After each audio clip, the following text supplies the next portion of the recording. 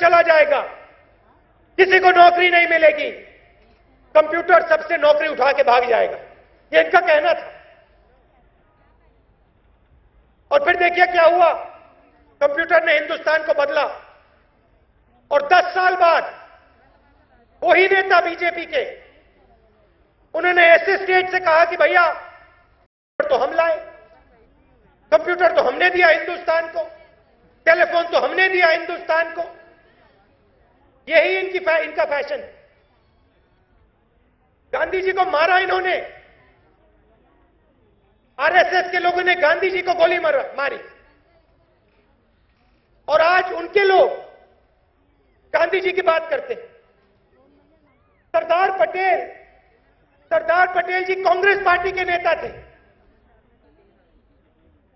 उन्होंने आरएसएस के बारे में साफ सुथरा लिखा है।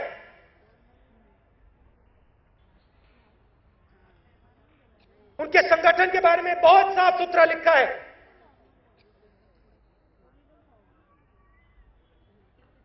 और आज कांग्रेस पार्टी के नेताओं को कहते हैं भैया वो तो हमारे नेता थे।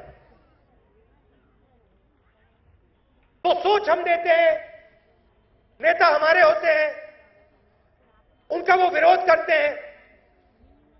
सरदार पटेल जी का विरोध किया, गांधी जी का विरोध किया, और फिर 10, 15, 20 साल बाद कहते भैया हमने कहा था वो तो हमारी सोच थी।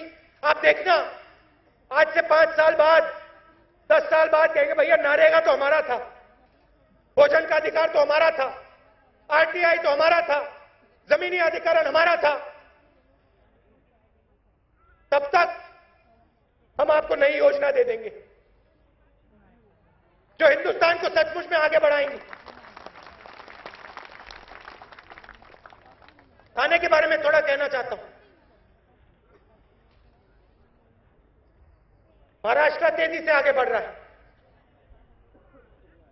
और यहां हमने दिल्ली मुंबई चेन्नई और दिल्ली कलकत्ता का एक कॉरिडोर बनाया है। कल औरंगाबाद में मैंने कहा कि इस कॉरिडोर से लाखों रोजगार महाराष्ट्र में आएंगे। 13 लाख लोगों को रोजगार इस कॉरिडोर से मिलेगा, युवाओं को। और थाने को भी हम इंडस्ट्रियल हब प्रमोट कर रहे हैं और पावरलूम इंडस्ट्री को हम यहां पूरा समर्थन दे रहे हैं और लाखों लोगों को यहां रोजगार मिलेगा। और भिवंडी पावरलूम मेगा क्लस्टर की भी बात हो रही है और उसमें भी हमारी पूरी कोशिश रहेगी। यहां क्लस्टर रीडेवलपमेंट स्कीम भी अनाउंस हुआ है 7-10 दिन पहले। उससे 5.5 लाख लोगों को फायदा पहुंचेगा और 2 लाख लोगों के घरों का रिकंस्ट्रक्शन होगा। थाने को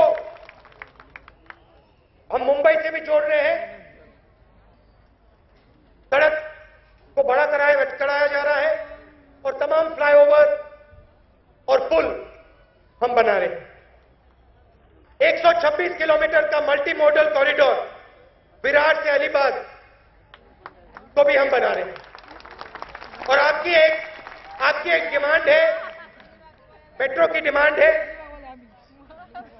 और मैं चीफ मिनिस्टर से उसके बारे में बात कर रहा था और उन्होंने मुझे आश्वासन दिया है कि उनकी पूरी कोशिश होगी कि जो आपकी ट्रांसपोर्ट की नीड्स है, जरूरतें हैं, उनको वो देखेंगे और उनको वो ठीक करने की कोशिश करेंगे। हमारी पार्टी गरीबों की पार्टी, कमजोर लोगों की पार्टी, और हम इस बात को मानकर चलते हैं कि हिंदुस्तान में प्रगति लानी है, बिजनेसेस को प्रमोट करना है, मगर हम गरीबों के नीचे एक फर्श तैयार करना चाहते हैं, अधिकार का एक फर्श। तो गरीबों को लगे कि हमारे बारे में भी सोचा जा रहा है। हम मनरेगा लाए, भोजन वोट का अधिकार लाए, आरटीआई लाए, शिक्षा का अधिकार लाए, और हम इसलिए लाए क्योंकि हम गरीबों की शक्ति में भरोसा करते हैं। देखिए, 60-70 साल पहले पूरा हिंदुस्तान गरीब था। पक्ष के लोग कहते हैं भाई कि जो 60 साल में किया वो बीजेपी के लोग 3 महीने में करके दिखाएंगे। अब 60 साल में जो किया किसने किया? महाराष्ट्र के किसानों ने किया, महाराष्ट्र की महिलाओं ने किया, आपके गरीब लोगों ने किया, आपके किसानों ने किया। तो ये देश अभी जहां पहुंचा है, पहुंचाया किसने? महाराष्ट्र की जनता ने पहुंचाया, हिंदुस्तान की जनता ने पहुंचाया। और जब ये ऐसी बात करते हैं कि भैया 2 महीने में हम वो काम कर दिखाएंगे जो 60 साल में हिंदुस्तान ने किया, वो हिंदुस्तान की जनता की इज्जत नहीं कर रहे, क्योंकि ये काम कांग्रेस पार्टी ने नहीं किया है, ये काम आपने किया है, आपके पसीने ने किया है, आपके खून ने किया है। क्या भाखड़ा नंगल को किसने बनाया? हिंदुस्तान के मजदूरों ने बनाया। मुंबई को किसने खड़ा किया? ये सड़कें कौन बनाता है? ये हिंदुस्तान की जनता बनाती है। ये एक व्यक्ति का काम नहीं, ये करोड़ों व्यक्ति का काम। ये देश जब आगे जाता है तो करोड़ों व्यक्ति इस देश को आगे पहुंचाते हैं। और मैं ये कभी नहीं कह सकता हूं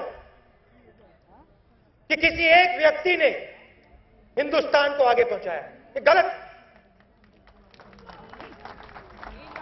और हम क्या कहते हैं?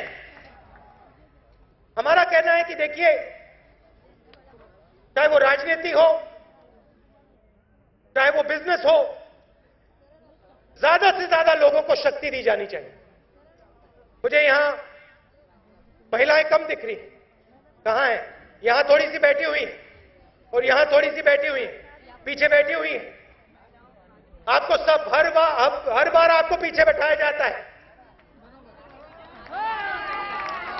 आपको आगे बैठाया जाना चाहिए। और सिर्फ यहां नहीं, लोकसभा में और विधानसभा में यह हमारी कोशिश है कि महिलाओं को हम जगह दें, युवाओं को हम जगह दें, आदिवासियों को हम जगह दें। बराबर है ना?